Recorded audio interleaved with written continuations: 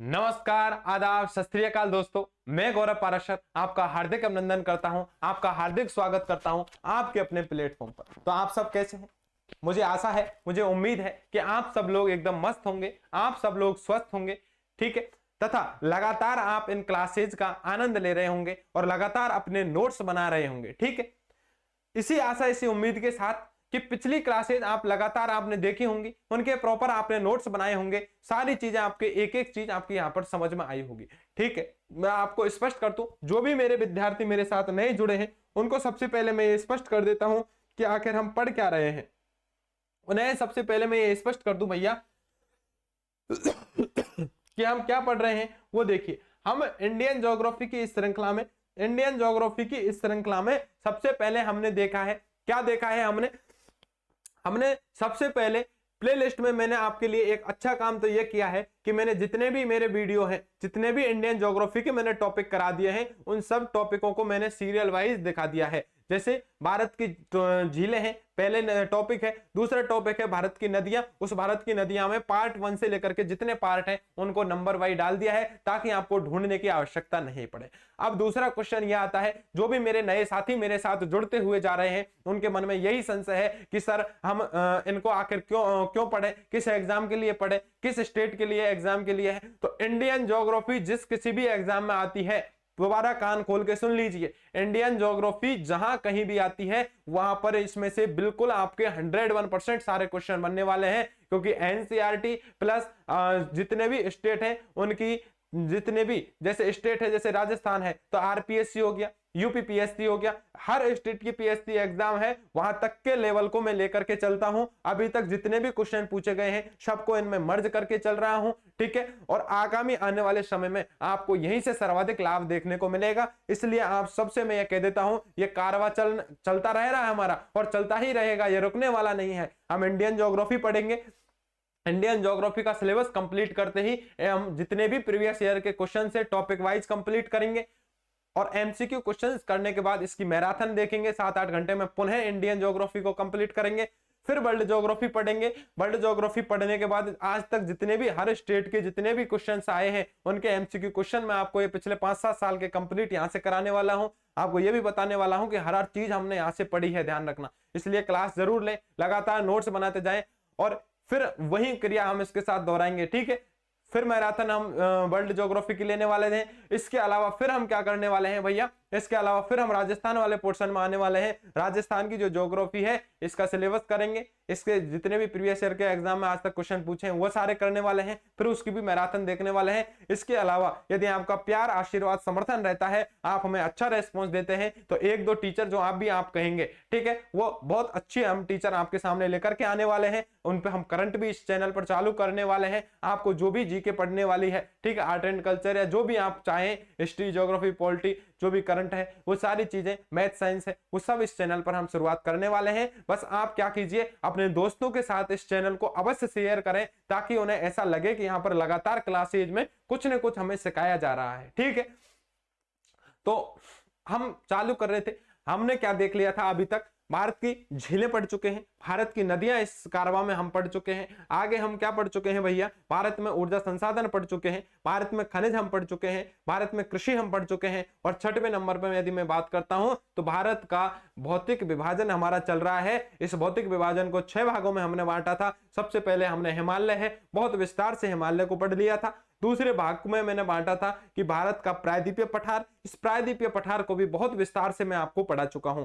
तीसरा भाग मैंने आपको क्या पढ़ाया था भैया, सतलज, यमुना, गंगा, ब्रह्मपुत्र के मैदान पढ़ाए थे, बहुत विस्तार पूर्वक इन मैदानों की भी मैं आपके सामने चर्चा कर चुका हूं। इसके अलावा पूर्वी तट और पश्चिमी तट की मैं बहुत विस्तार पूर्वक चर्चा कर चुका हूं, तथा इन तटों पर कौन कौन से बंदरगाह हैं, उनमें प्रमुख 13 बंदरगाहों की चर्चा भी मैं पिछली क्लास में कर चुका हूं।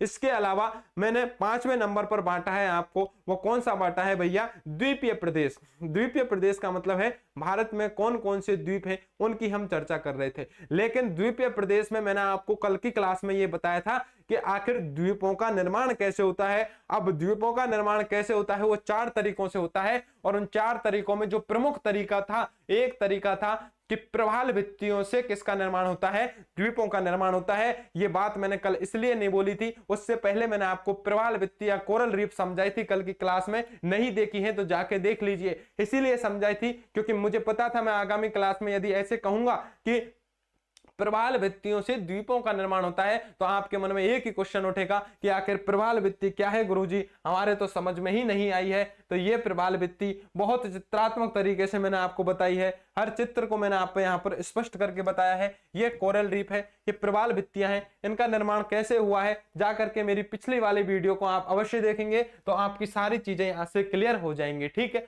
तो अब मैं इस क्लास को यही से चालू करता हूं। सबसे पहले तो मैं आपको ये ठीक है, सबसे पहले मैं क्या देखता हूं, सबसे पहले मैं यही देख लेता हूं कि द्वीपीय प्रदेश हम पढ़ रहे हैं और द्वीपीय प्रदेश में हम देखते हैं कि द्वीपों का निर्माण कैसे होता है। तो किसी भी भारत में द्वीपों का निर्माण या कहीं पर भी द्वीप बनेंगे तो वो 4 तरीके से द्वीप बनते हैं। ठीक है, आप यहां लिख लीजिए, द्वीपों का निर्माण, द्वीपों का निर्माण 4 तरीके से होता है, 4 तरह से संभव है। यानी कहीं भी यदि ये द्वीप बने हैं, न केवल इंडिया में, अभी तो पूरे विश्व के संदर्भ में कहीं भी द्वीप बनेंगे तो 4 तरीके से ही उनका निर्माण संभव है। कौन से 4 तरीके हैं? सबसे पहला तरीका मैं आपको कल समझा चुका हूं। सबसे पहले तो है प्रवाल भित्ति के द्वारा। गुरुजी क्या बात कर रहे हो आप, प्रवाल भित्ति के द्वारा? जी हाँ सर, प्रवाल भित्ति है, इस प्रवाल भित्ति के द्वारा, कोरल रीफ के द्वारा हम क्या कर सकते हैं।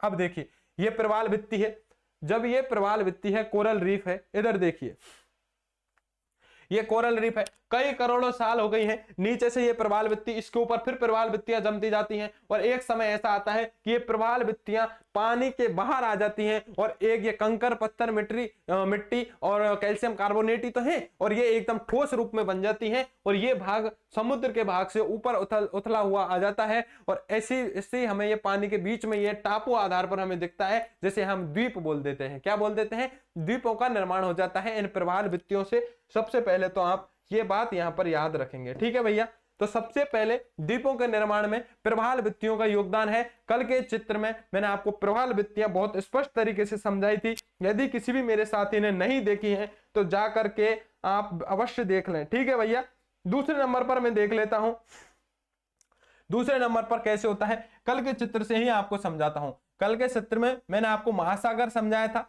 देखिए कल की क्लास में मैंने आपको जो ये महासागर समझाया है, तो इस महासागर में देखते हैं कि कई नदियां बह के आती हैं और नदियां जब बह के आती हैं तो अपना पानी इस महासागर में छोड़ती हैं, अर्थात वो महासागर में जाकर के मिल जाती हैं। अब मुझे आप बताइए, नदियां आ रही है, कई मैदानी क्षेत्रों से बह के आ रही है, पहाड़ों से बह करके आ रही है, तो अपने साथ अवसाद तो लेके आ रही है, यानी कंकर पत्थर मिट्टी बजरी जो भी है लेकर के तो आ रही है। और जब वो गाद लेकर के आती है, जब इसमें जब पानी विलय होता है तो यहाँ तो शुद्ध पानी है, लेकिन यहाँ पर जो अशुद्ध पानी है उसकी जो अशुद्धियां हैं उनको कहाँ गिराएगी? यहाँ पर। और यहाँ पर वो ये ढलान है और ढलान पर ये कंकर पत्थर बिजली मिट्टी जो भी है ये ढुलकती हुई कहाँ पहुंच जाती है भैया? यहाँ पहुंच जाती है और यहाँ पर एक उत्थान स्थान बन जाता है। मैंने आपको बता दिया है, ऊंचा स्थान बनता जाता है जिसे महासागरीय उत्थान कह देते हैं।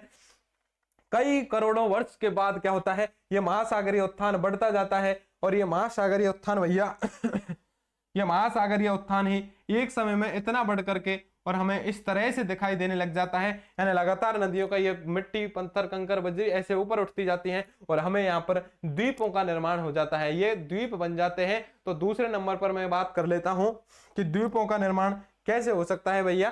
तो नदियों के द्वारा लाए गए गाद या अवसादों से भी द्वीपों का निर्माण हो जाता है। बस यही बात आपको समझानी थी, आप समझ गए होंगे ऐसी मुझे आशा है। ठीक ठीक है, नदियों द्वारा लाए गए अवसाद के कोष्टक में लिख लेना कंकर पत्थर मिट्टी बजरी गाद। ठीक, इसके द्वारा भी हमारा किसका निर्माण हो सकता है भैया? द्वीपों का निर्माण हो जाता है। तीसरे नंबर पर क्या कारण हो सकता है कि द्वीपों का निर्माण हो? तीसरे नंबर पर आता है भैया हमारा ज्वालामुखी। ज्वालामुखी। सर ज्वालामुखी कैसे? जी हाँ, ये महासागर है और इस महासागर के अंदर कोई ज्वालामुखी का विस्फोट हुआ है, अंदर से लावा निकला है और लावा निकलने के बाद क्या होता है भैया, लावा निकलने के बाद वो लावा क्या हो जाए, ऊपर तो पानी है, नीचे लावा गर्म निकल रहा है और कुछ स्थिति के बाद वो क्या होता है, ठंडा होने के बाद बिल्कुल वहां पर द्वीप का निर्माण हो जाता है। ठीक है, तो ज्वालामुखी क्रिया से भी हमारा द्वीप का निर्माण हो जाता है, बस आपको ये याद रखना है। चौथे नंबर पर मैं बात कर लेता हूं भैया, चौथे नंबर पर है प्लेट टेक्टोनिक सिद्धांत या प्लेट विवर्तनिकी सिद्धांत है, इससे भी इसका निर्माण होता है। यह क्या है सर, इसे आप समझा दीजिए। तो बिल्कुल भैया आपको इसे समझा दिया जाएगा, आपको बिल्कुल घबराने की आवश्यकता ही नहीं है। ठीक,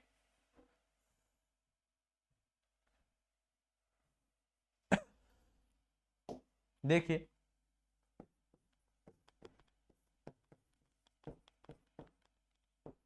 प्लेट विवर्तनिकी सिद्धांत से ये क्या है सर, प्लेट विवर्तनिकी सिद्धांत मैंने आपको पूरा प्लेट विवर्तनिकी सिद्धांत है अभी छोड़ रखा है, बस आप ये याद रखिए महासागरों के अंदर हलचल होती है, हलचलों के बाद एक भाग महासागरों के अंदर ऊपर उठ जाता है जिससे द्वीपों का निर्माण हो जाता है। जब इंडियन ज्योग्राफी कंप्लीट हो जाएगी, वर्ल्ड ज्योग्राफी की मैं शुरुआत करूंगा भैया, तो उससे पहले आपको ये सारी चीजें हैं मैं यहाँ से बिल्कुल क्लियर ही साफ साफ आपको ये पूरा सिद्धांत ही पढ़ाने वाला हूँ। देश दुनिया में कितनी प्लेटें हैं, कौन सी प्लेट कहाँ है, आपके लिए क्वेश्चन छोड़ देता हूं। यदि कोई मेरा साथी है जिसका बैकग्राउंड ज्योग्राफी है, तबीयत मेरी खराब है ठीक है, तो आप थोड़ा सा सामंजस्य करेंगे। आप बताएंगे मुझे नज़का प्लेट कहाँ है, कोई भी विद्यार्थी नज़का प्लेट कहाँ है, इसका आंसर मुझे यदि इस चलती लाइव क्लास में दे देता है तो उस विद्यार्थी के लिए मैं क्या करने वाला हूं उस विद्यार्थी के लिए नगद इनाम देने वाला हूं जितने वो बोल देगा। ठीक है, आपके लिए शर्त है मेरी, जो भी विद्यार्थी मुझे लगातार देख रहे हैं उनके लिए शर्त है कि आप मुझे बताएं नज़का प्लेट कहां स्थित है, इसकी लोकेशन यदि आप बता देंगे तो आपके लिए वर्ल्ड ज्योग्राफी मेरी फेवरेट सब्जेक्ट है। ठीक है, वर्ल्ड ज्योग्राफी में इतने शानदार तरीके से आपको पढ़ाने वाला हूं कि आपको भी मजा आने वाला है और मुझे भी पढ़ा के मजा आने वाला है। इंडियन ज्योग्राफी का मजा तो आप देख ही चुके हैं। ठीक है, इन चार तरीकों से भैया हम देखते हैं कहीं पर भी द्वीपों का निर्माण हो जाता है, मुख्यतः भारत में द्वीपों का निर्माण हो गया है। अब हम पढ़ क्या रहे हैं, पांचवा भौतिक विभाजन पढ़ रहे हैं। भारत में भारत के द्वीपीय प्रदेश हम पढ़ रहे हैं, ये द्वीपीय प्रदेश पढ़ रहे हैं, भारत के द्वीपीय प्रदेश। अब इसमें चर्चा कर लेते हैं कि द्वीपीय प्रदेश में आखिर कौन कौन से द्वीप हैं जिनकी हम चर्चा करेंगे। ठीक है, अब देखिए इस द्वीपीय प्रदेश में हम देखते हैं ये हमारा भारत है, समझिए आप, ये भारत है। इधर भारत के इधर हम देखते हैं अरब सागर है, यहां क्या है, यहां अरब सागर है। ठीक, इधर हम देखते हैं बंगाल की खाड़ी है, तो ये बंगाल की खाड़ी है, इधर अरब सागर है, आप ऐसे याद रखिए, यानी पानी है, इधर आप ये याद रखिए।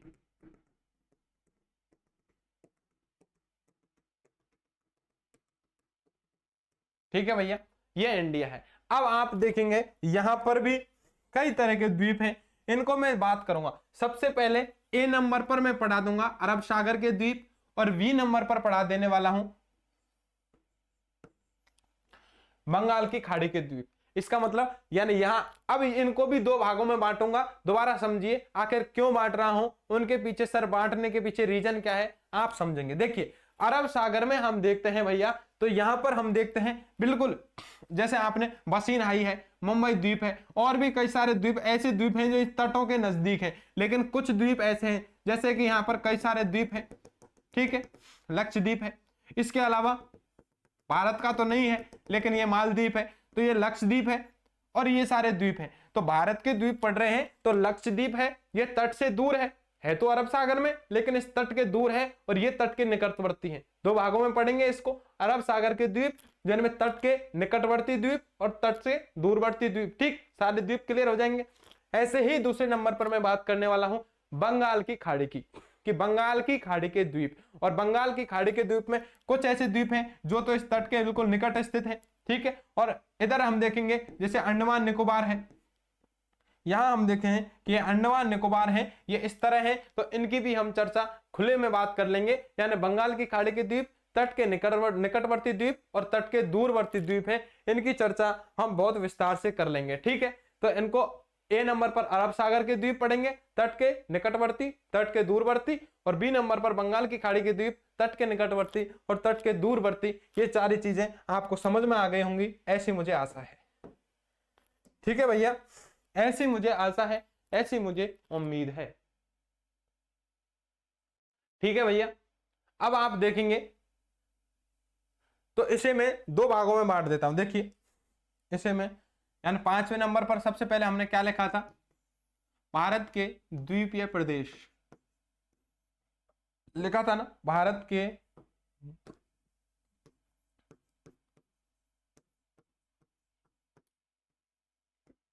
द्वीपीय प्रदेश। इस द्वीपीय प्रदेश को भी मैं दो भागों में बांट देता हूं। आप देखेंगे भारत के द्वीपीय प्रदेश को मैंने दो भागों में बांट दिया है। कौन कौन से? ए नंबर पर बांट दिया है मैंने, कौन सा देख लिया है हमने? हमने देख लिया है बंगाल की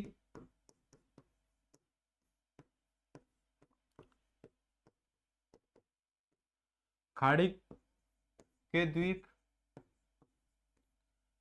ठीक है, यानी बंगाल की खाड़ी में एक तो निकटवर्ती और दूरवर्ती दो भागों में बांट देंगे। यानी पहले भाग में तो इसमें बंगाल की खाड़ी वाला, और बी भाग में मैं देखता हूं अरब सागरीय वाला, यानी अरब सागर में स्थित द्वीप।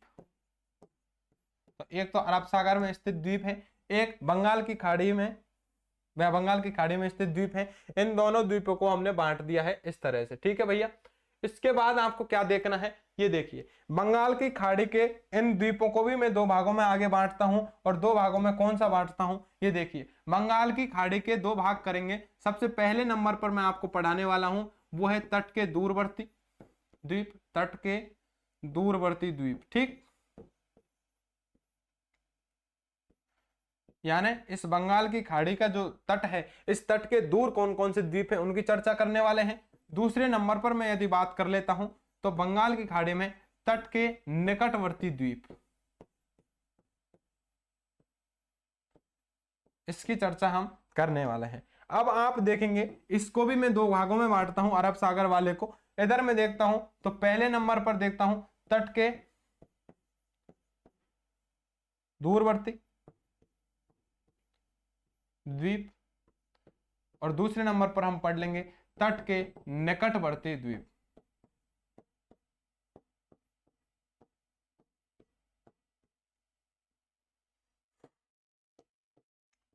यदि ये आपने कंप्लीट कर लिया है तो आप समझिए भारत का भौतिक विभाजन आपका कंप्लीट हो जाएगा भैया। एक एक चीज यहां से क्लियर हो जाएगी, सारी चीजें मैंने आपको बहुत विस्तार पूर्वक पढ़ा दी जाएगी। क्योंकि 6वें नंबर पर है थार का मरुस्थल, जो कि थार का मरुस्थल यहां हमको नहीं पढ़ना है। थार का मरुस्थल जब राजस्थान की ज्योग्राफी पढ़ेंगे तो उसके संदर्भ में थार के मरुस्थल को पढ़ेंगे। बस भौतिक विभाजन को 6वें नंबर पर थार का मरुस्थल पढ़ते हैं, उसको विभाजित किया जाता है। राजस्थान के संदर्भ में मैं ही आपको राजस्थान ज्योग्राफी पढ़ाऊंगा, बहुत विस्तार से उसकी चर्चा कर दूंगा। इंडिया के संदर्भ में इतना महत्वपूर्ण योगदान थार का मरुस्थल है ही नहीं, केवल आपको याद रखना होता है। ज्यादातर क्वेश्चन बनते हैं वो राजस्थान के विद्यार्थियों के लिए ही बनते हैं। ठीक है, फिर भी कुछ कदर इधर उधर की बातें होंगी, वो सारी बातें मैं लिखा दूंगा। तो भारत के ये द्वीपीय प्रदेश है। ठीक, ये द्वीपीय प्रदेश आपको समझने हैं कि भारत में आखिर द्वीप कहां कहां है। तो बंगाल की खाड़ी के निकटतम, बंगाल की खाड़ी में द्वीप है, तट के निकट, तट के दूरवर्ती। ऐसे ही अरब सागर के द्वीप है, तट के निकट और तट के दूरवर्ती हैं। तट के निकट और तट के दूरवर्ती द्वीप हैं, इनको आप नोट करके लिख लीजिए भैया। ये सारी चीजें आप एक बार समझ लीजिए। ठीक है, मैं पानी पीता हूं तब तक का मुझे टाइम दीजिए। ठीक है, मैं पानी पी लेता हूं तब तक आप मुझे टाइम देंगे। ठीक है,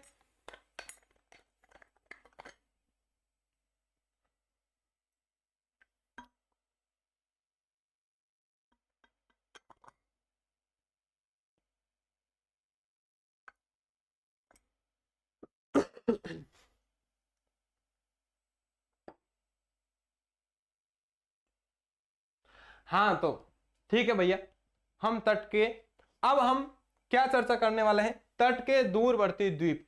कहां? बंगाल की खाड़ी में। यानी बंगाल की खाड़ी में तट के दूरवर्ती द्वीप है। यहाँ पर मैं मुख्यतः चर्चा करने वाला हूं अंडमान निकोबार द्वीप समूह की। लेकिन ध्यान रखना आज मेरी तबीयत भी थोड़ी हल्की है और ये अंडमान निकोबार जो द्वीप समूह है ये थोड़ा सा बड़ा है, क्योंकि मैं ये चाहता हूं, सबसे इंपॉर्टेंट भी है अंडमान निकोबार द्वीप समूह है, ये बहुत इंपॉर्टेंट है भैया।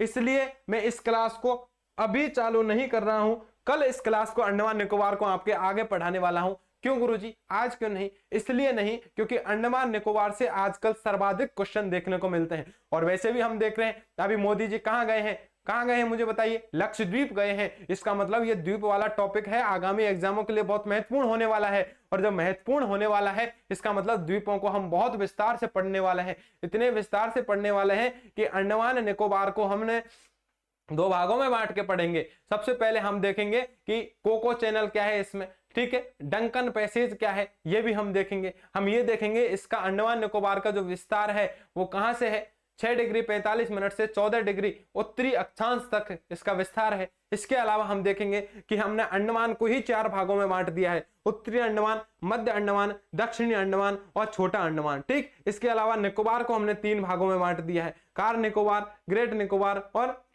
मुझे बताइए कौन सा है, ठीक। तो 3 भागों में से 4 भागों में उसे बांट दिया है। इसके अलावा मैं बताऊंगा आपको कि दक्षिणी अंडमान है, इस पर किसकी राजधानी है? अंडमान निकोबार की राजधानी है भैया पोर्ट ब्लेयर। इस पोर्ट ब्लेयर वही स्थान है जहां पर मैंने आपको बंदरगाह बताया था, याद कीजिए, पोर्ट ब्लेयर बंदरगाह, ठीक है। ये दक्षिणी अंडमान पर है। मध्य अंडमान क्या है? ये मध्य अंडमान है, ये सबसे बड़ा द्वीप है, अंडमान निकोबार का सबसे बड़ा द्वीप है, इसकी भी हम चर्चा करेंगे। इसके अलावा उत्तरी अंडमान है, इससे उत्तरी अंडमान पर एक चोटी है, बताइए मुझे कमेंट करके कौन सी है जो कि अंडमान निकोबार की सबसे ऊंची चोटी है, आप मुझे ये कमेंट करके बता दीजिए। इसके अलावा हम देखेंगे कि आप मुझे ये बताएंगे कि वीर सावरकर जेल कहां स्थित है, जिसे सेल्युलर जेल के नाम से बोला जाता है। इस अंडमान निकोबार में स्थित है, सबको पता है, लेकिन कहां पर स्थित है, कौन से, उत्तरी अंडमान में, मध्य अंडमान में या फिर दक्षिणी अंडमान में, ठीक है, कहां पर स्थित है आप मुझे कमेंट करके ये भी बताएंगे। इसके अलावा हम देखते हैं यहाँ पर कई सारे द्वीप हैं।